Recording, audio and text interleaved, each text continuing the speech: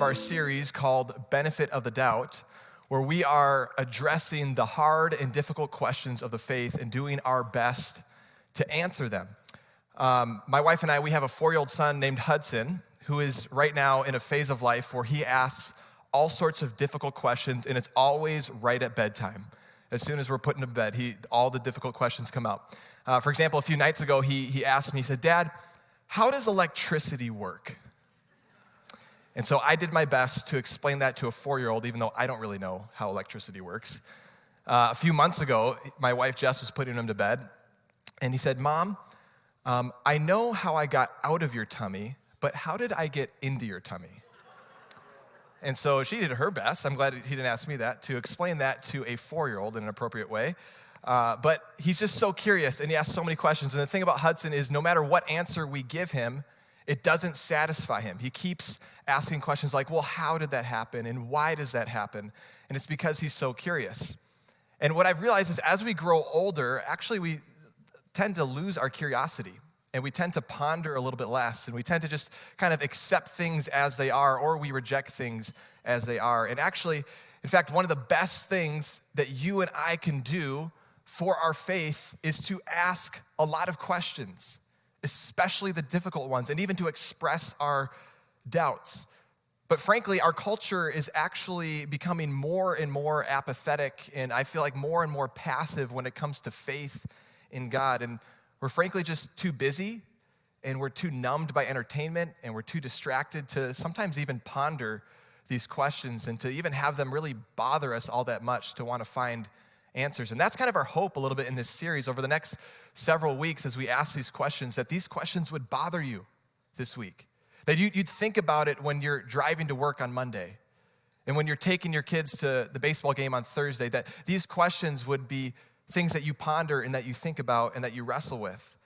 Think back to your years in school, and the best and the brightest students. They weren't just the students that knew and memorized the material, but they were the ones that asked the best questions, and they sought to actually understand the material. And so let's be really good students over the next few weeks. Let's ask these questions and let's seek to understand. In fact, one of my favorite things that Jesus says is he says this: "Seek and you will find. For the one who seeks finds." So if you come this morning and you've got some doubts or some questions about faith, seek and you will find truth.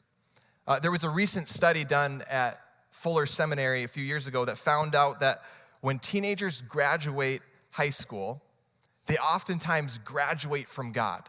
More and more high school students, as they get out of high school and go into college and live life after high school, they tend to leave their faith behind and leave the church. But the researchers, they also discovered one factor that proved most effective in helping young people retain their Christian convictions and to keep following Jesus even in college and years after that. And it wasn't what you might expect. It wasn't more Bible study. It wasn't more prayer. As important as those things are, it was actually whether or not they had a safe place to wrestle with doubts and to ask questions before leaving home. And in fact, the study concluded this, that the more college students felt that they had the opportunity to express their doubt while they were in high school, that actually was the higher their levels of faith maturity and spiritual maturity. And so we're gonna ask some difficult questions. We're gonna wrestle with doubts. And here's what I want you to know, that Riverway is a safe place for you to do that. It's a safe place to ask questions and to express your doubts and to explore what faith in Jesus looks like. And so let's dive in this morning. The question that we're gonna ask this morning is actually what I believe to be the most important aspect of the Christian faith. And it's because everything that the Christian faith claims rests on this one thing. In fact, the Apostle Paul, he would write in a letter to a group of Jesus followers, he would tell them that if this one thing that we're gonna talk about today, if it didn't happen, he said that our faith is pointless, that it's worth nothing. So the question that we're gonna try to tackle today is this: can we trust the resurrection? Can we have faith and have confidence that thousands of years ago, Jesus of Nazareth died and came back to life. Another way to put it is, how can we as Christians really believe that a man rose from the dead? After all, I'm not sure about you, but every dead person that I've ever known has stayed dead. And yet the Christian claim is that thousands of years ago, there was a man who lived, who died and came back to life. And clearly, the disciples, they believed this, and they told people that Jesus rose from the dead. But maybe you've wondered and you've had some doubts about this, and you thought maybe there's another explanation to this other than Jesus coming back to life. Like maybe, for example, maybe you thought that the disciples, maybe they just hallucinated the whole thing, right? That happens. People see weird stuff all the time, especially religious fanatics. Or maybe someone stole the body and it was just the world's biggest prank. Or maybe the disciples themselves, they stole the body and then they lied to everyone else. Or maybe Jesus never really died on the cross and he just contrived the whole thing and somehow he's the world's biggest con artist. Or maybe it was just a legend that grew and grew over time to what it is today. How can we know and have confidence thousands of years later that Jesus really did resurrect from the grave? And I want to acknowledge that this belief that a man who lived 2,000 years ago, who was crucified by the Romans, who were experts at execution, 3 days after his death would come back to life, I want to acknowledge that that's hard to believe. That's not something that's just easy to believe. And if you've ever questioned that, or if you've ever had doubts about this claim that Christianity is built on, I want you to know that you're in good company. I myself, I've questioned this and I've had doubts about this. People all throughout history who've done great things, who've had incredible faith in God, they've wrestled with this question. In fact, even the first disciples, the disciples that walked and lived with Jesus and saw him do all sorts of miracles and raise people from the dead, even though Jesus would tell them that he was gonna die and come back to life 3 days later, when he died, they all doubted that this was possible. And their doubt was documented for us to see. They didn't believe. So if you have ever doubted this or ever questioned this, you're in good company. And today what I want to do with the time remaining, I want to list off 6 reasons why we can trust the resurrection today. And I know that may seem like a lot, but I probably could have given you 10 plus reasons, but I'm just narrowed it down to 6. And if you could remember a couple, that's great. But I wanted to give you 6 reasons because I wanted you to see the vast number of reasons that we can still have trust in the resurrection to this day. So if you want to pull out your notes in your message bulletins, you can write these down, follow along, or you can pull up the church app, Riverway Church app, and you can fill those in as we're going and write these down. And here's what I want to encourage you to do. Even if you are sold on the resurrection, even if you believe and you're like, I'm already all in on this thing, this is so good for you to understand because you've got friends and coworkers and family members who probably wrestle with this question. And it's important for us to understand the reasons that we can have trust that this actually happened. And here's what I want you to know before I list off these reasons, that none of these reasons that I'm going to list off to you, none of the 6, require you or anyone else to believe that the Bible is God's inspired word. Now, of course, we believe this as Christians, that the Bible is a divine book, it's God's inspired word, but the reasons I'm gonna give you that why we can trust the resurrection, they don't require you to be a church groupie or just to have blind faith or to believe that the Bible's God's inspired word. We can look at the biblical text and we can treat it like any other historical document and still come to this conclusion. Because the resurrection isn't just an article of faith. It's not something that someone just has to believe or don't believe because the Bible said so. I believe that that the belief in the resurrection is actually a reasonable hypothesis of a historical event. It's something that we can come to even through good reason based on a historical event. And of course, it's more than this. It's more than just a hypothesis of a historical event, because I believe it takes the Spirit of God working in someone's heart to come to this conclusion, to come to this belief. But this doesn't mean that this belief can or should be held apart from historical evidence. And so this leads right into reason number 1. So here's reason number 1 why we can have trust in the resurrection. It's because the resurrection is a historical account, not a story. And this is really important for us to understand, that the writings of Matthew, Mark, Luke, and John, the gospel accounts, their writings about Jesus and the resurrection, they are historical accounts. They're not fictional tales. And these writers, they tell us plainly that their goal in writing this was to record history, not to tell a story. And in fact, the way those accounts are written, they're written very much like historical accounts, not like mythology or any other fantasy writings. Look at how one of the gospel writers, the Jewish historian Luke, opens up his gospel account. Luke says this in the very beginning, the first few sentences of his account. He says, "Many have undertaken to draw up an account of the things that have been fulfilled among us, just as they were handed down to us by those who from the first were eyewitnesses and servants of the word. With this in mind, since I myself have carefully investigated everything from the beginning." See, Luke, he didn't know Jesus personally. In fact, he didn't start following Jesus until after his death and resurrection, but he carefully investigated everything from the beginning. He said, "I too decided to write an orderly account for you, most excellent Theophilus, so that you may know the certainty of the things that you have been taught." See, Luke was a true historian. He wasn't just some church groupie. So he did a full-scale investigation, and his goal wasn't to write a story. His goal was to write an account, a historical account of what actually happened. And in fact, we can see this all throughout the gospel accounts, that they were written as accounts, because there's all sorts of weird, random things in there that don't always make sense and don't always get explained. Like, for example, in some of the gospel accounts, Jesus curses a fig tree and then it dies. And then there's no explanation about it. And even to this day, theologians debate, what's the theological significance of that? Why would that be included? It wasn't explained. It's because it happened. They were setting out to write what happened. And the reason that Luke did this is so that Theophilus and you and I could have certainty about what happened. See, we may not always have certainty about how God may be working in our life today, but Luke, he wrote this down so that we could have certainty of what happened thousands of years ago. So we could have certainty of the resurrection of Jesus.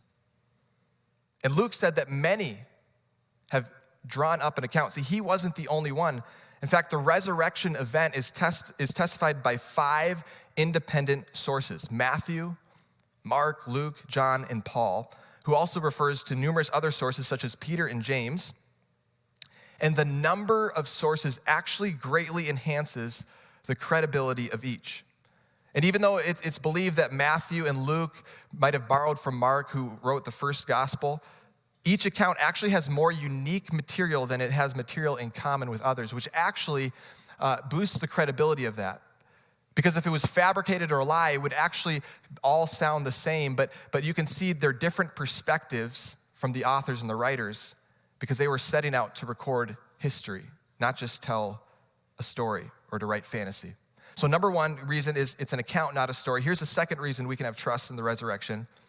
It's because the accounts are specific and verifiable. You see, the gospel accounts, they're specific enough and they name way too many actual dates, names, and places for it to survive scrutiny. All right, let's take Matthew's gospel, for example. He knew that people would one day question the time and place of all these events, so he litters his gospel account with all sorts of specific people and dates and times so that we could go in history books and check his account. For instance, I just want to quickly go through 2 chapters on the account of Jesus' death and resurrection that Matthew records for us. And I want you to look at all the people and all the places and all the specificity that he includes in this account. So Matthew 26:3, he says this: "Then the chief priests and the elders of people assembled in the place of the high priest, whose name was Caiaphas." There's a specific person. Next verse, he says, "While Jesus was in Bethany," that's a specific place, "in the home of Simon the leper," a person, "on the first day of the festival of unleavened bread," that was a specific time of year.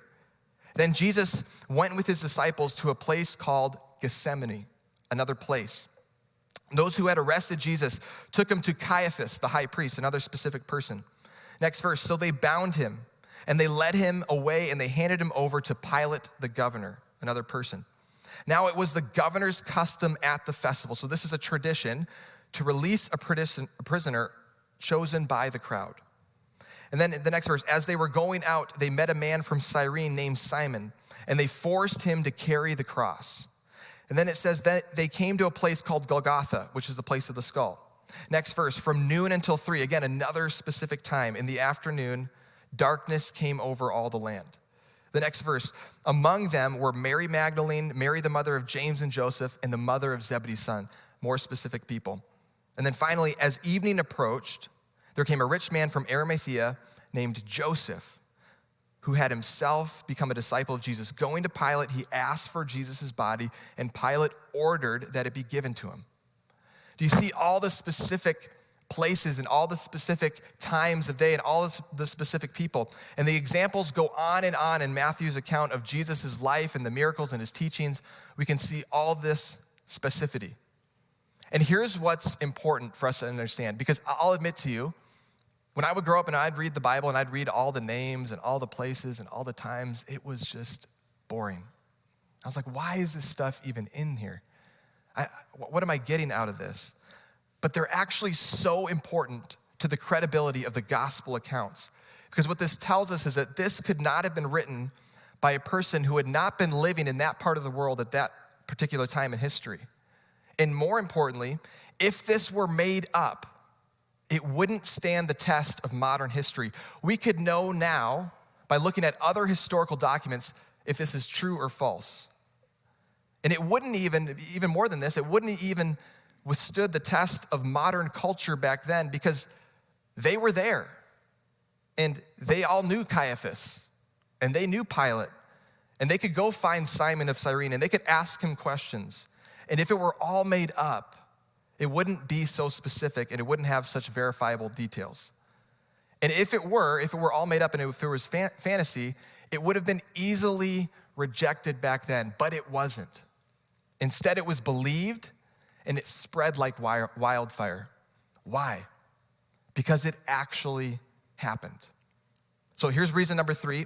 Reason number 3 is the location of Jesus' tomb was well known by all. See, Jesus, he wasn't buried off in some obscure tomb in some obscure place and nobody really knew where it was. No, Jesus was buried in a very well-known area. The location was known by all. So if Jesus had not risen from the dead, and if his body was still in the tomb, this could have been easily checked out. And both the followers of Jesus and the opponents of Jesus would have incentive in checking this out, because the followers of Jesus would be persecuted for their faith, and the opponents of Jesus, they wanted to falsify the Christian claim. They would have had incentive to go and to check out if Jesus was still in the tomb. But all of them agreed, not just the disciples, but even the opponents of Jesus agreed that the tomb was empty. Here's reason number 4 that we can trust the resurrection is the conversion of Paul is unexplainable except on the basis that he himself gives. He confronted the resurrected Jesus. Now, if you're not sure who Paul is, if you read the book of Acts, his name was Saul, and he was dead set against Christianity. He was a Jewish religious leader, a Pharisee, and his mission was to destroy this new movement of Jesus followers. He wanted it to be done. And so he even, and if you read the book of Acts, he oversaw the stoning of Stephen, one of the preachers of Christianity. And all of a sudden, in one moment, as he's on his way to continue to persecute the church, to imprison believers, to kill them, in one moment, he's converted. His mission was to destroy the church, and then all of a sudden, he did a complete 180, and he became a follower of Jesus because he claimed that he saw the resurrected Jesus on the road to Damascus to go destroy the church. What in the world would cause Paul to have such a conversion if it wasn't for the resurrection of Jesus? That he would later go on to suffer and even to die a brutal death for Jesus. What could explain this other than the resurrection of Jesus? Here's reason number 5. There was no motive for the disciples to fabricate this story. They had no motive. They had nothing to gain, and they actually had everything to lose. They didn't gain riches for telling people that Jesus resurrected. They didn't benefit in any earthly way. In fact, they would live persecuted lives. They would be beaten and they would be flogged. They would be in and out of prison. They would be on the run from city to city. And all of the first 12 disciples that lived and walked with Jesus, all of them except for John, would die brutal deaths because they insisted. They wouldn't stop telling people that Jesus resurrected from the grave. Why would they do this? And why would they live this way? Well, it wasn't because of something that they read in a book or because of something that someone else told them, but it's because of something that they saw with their own two eyes. They saw the resurrected Jesus and they couldn't stop talking about him. So they had no motive to fabricate this story. And finally, reason number 6 that I want to give you this morning that we can trust the resurrection is because the resurrection of Jesus shaped the world. It could completely shaped and changed the world. Now, many world religions have shaped the world, but none more than Christianity. And the accounts, they changed not just the city, but they would go on to change the entire world. This historical event, the resurrection, would even change an empire.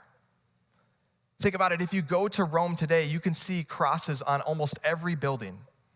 And it's not because they're looking back at their history and all that was the way that they execute people. They're looking back to one execution, the execution of Jesus Christ.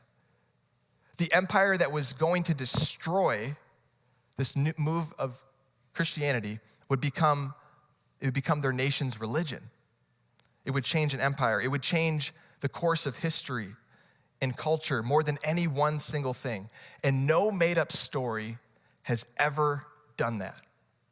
Not even close. Something of great significance had to have happened. Let me illustrate it to you this way.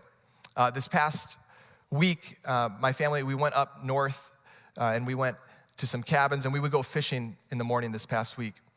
And we would get up early with our boys and we would take them out on the boat, and the water was really calm and it was really still, and we would go fishing. And if you've ever been fishing early in the morning, that's when fish are really active and they're feeding. And you can see fish jump out of the water and make a splash.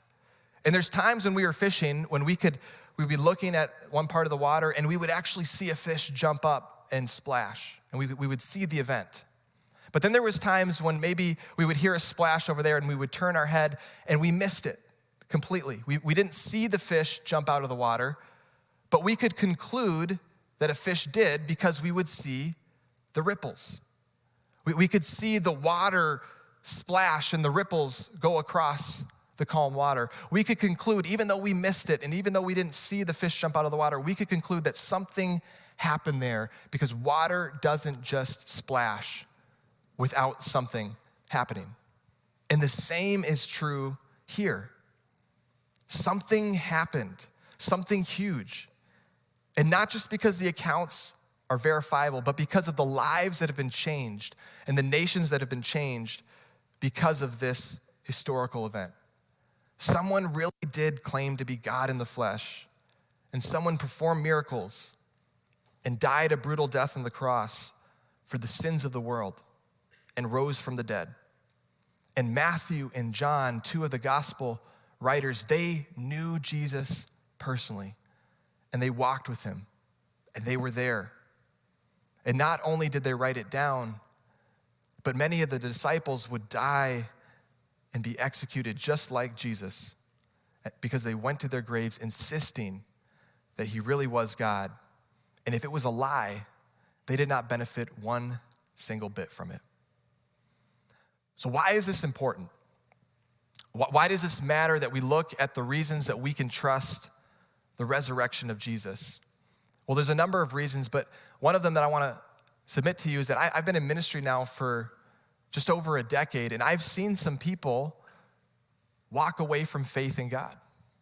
I've had friends that have stopped believing in Jesus, and there's, of course, a multitude of reasons why people leave faith in God. But some of the reasons that I've discovered is because for some of them, their faith was tethered to the wrong things.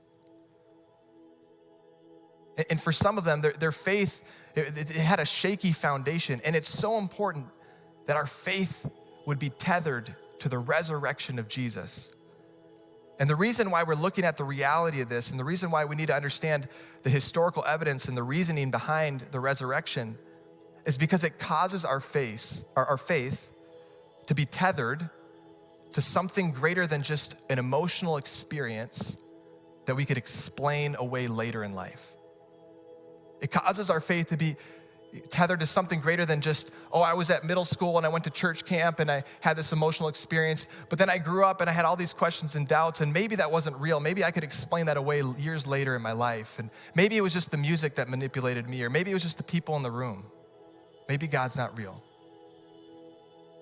It causes our faith to be tethered to something greater than our current circumstances or the way that we think God should be working in our life. And I've seen that happen a lot, where people say, I've prayed, and God, how could God be real if this is happening in my life? And people walk away from faith because their faith is tethered to God answering their prayers and God working in their life the way they want him to, rather than it being tethered to the resurrection of Jesus. It causes our faith to be tethered to something greater than a spiritual leader or a mentor or a friend or a pastor that maybe teaches us about God, but then later fails and falls away, and maybe they stop believing. And I've seen that happen where people say, it didn't work for them, it must be fake. But it causes our faith to be tethered to something greater, and that's to Jesus.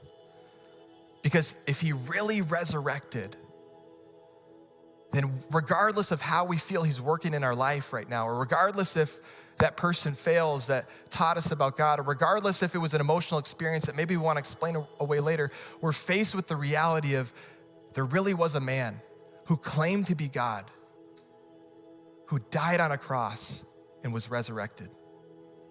And if he really resurrected, he really is God. And his teachings really are true. And his way really is best. And he really is worth being Lord of our life, and he's worth following. And remember the words that Luke wrote down for us. He said that he took the time to write down an orderly account so that we could have certainty of the things that happened. And the question that I want to leave you with this morning is this: if you had more certainty in the resurrection of Jesus, how would you live your life?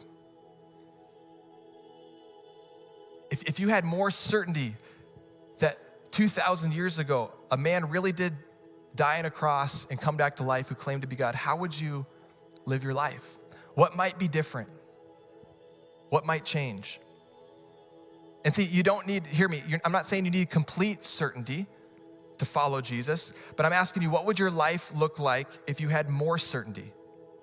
Because the disciples, they actually didn't even have complete certainty. They were just kind of pretty sure he was the Messiah, and so they started following him. They just had enough certainty to begin to follow Jesus.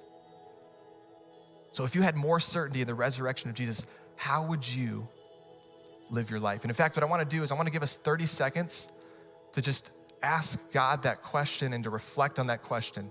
So you could bow your head, close your eyes, and reflect on that for 30 seconds. If you had more certainty in the resurrection of Jesus, how would you live your life? Well, with every head bowed and eyes closed, maybe you're here this morning and you're not following Jesus. Maybe it's your first time in church, or maybe you've been coming to church for a long time, but you're not following Jesus, or maybe you're watching online and something's stirring inside of you that this might be true. And this might be worth following. And you have this desire to maybe begin to follow him.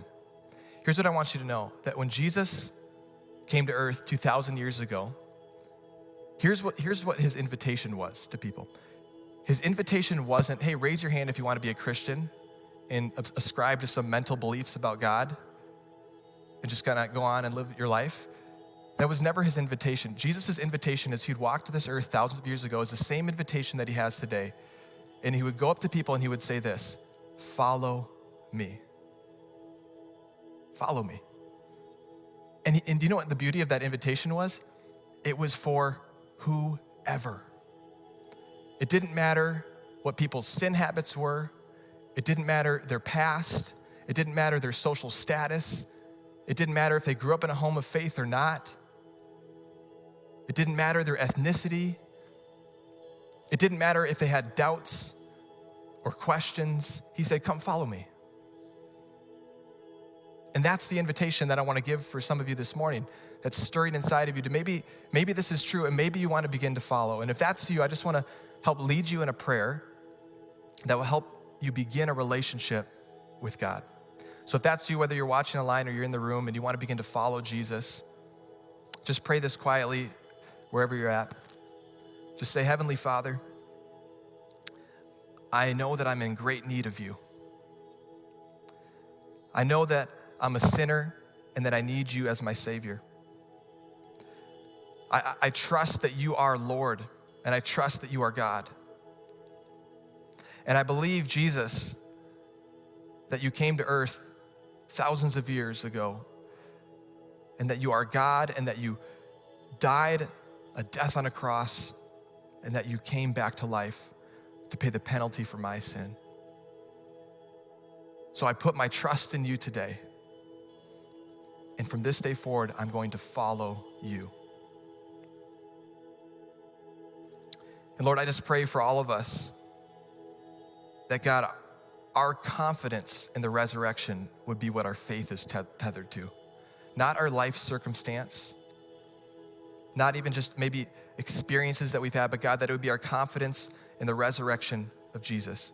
And that confidence would cause us to follow you closely and to practice your ways. We thank you for our time together this morning. We ask that you'd bless us this week. In your name we pray. Amen.